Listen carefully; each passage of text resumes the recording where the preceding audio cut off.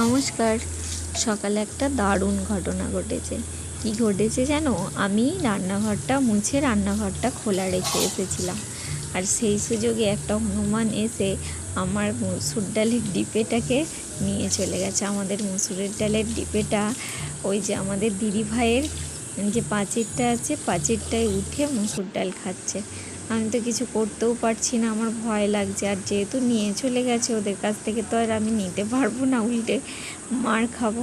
আর সেরম ইচ্ছাও কোনো আমার ছিল না, ওদের খাওয়ার ইচ্ছা হয়েছে, ওরা খাচ্ছে। কিন্তু একটা মজার ব্যাপার, ও একা খাচ্ছে, ও কাউকে দেবে না।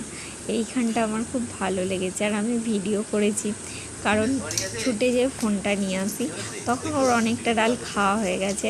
তারপরে আমি ছুটে ফোনটা নিয়ে আসার পর এই ভিডিওগুলো আমি তুলেছি। আর ওরা মারপিট করছে, কিছুতেই ও কাউকে দেবে না। ও যেহেতু ডালটা কষ্ট করে উপার্জন করে এনেছে, ও কি করে দেবে?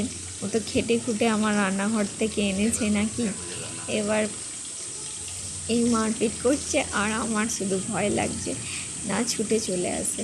আমার সকালবেলা সব কাজ করতে একটু দেরি হয়ে গেল এই হনুমানদের জন্য। আমার মেয়ে আবার বলছে, ও মা, ডালগুলো খেতে পারছে না, ওদেরকে অন্য কিছু দাও। আমি বললাম, না রে, আর কিছু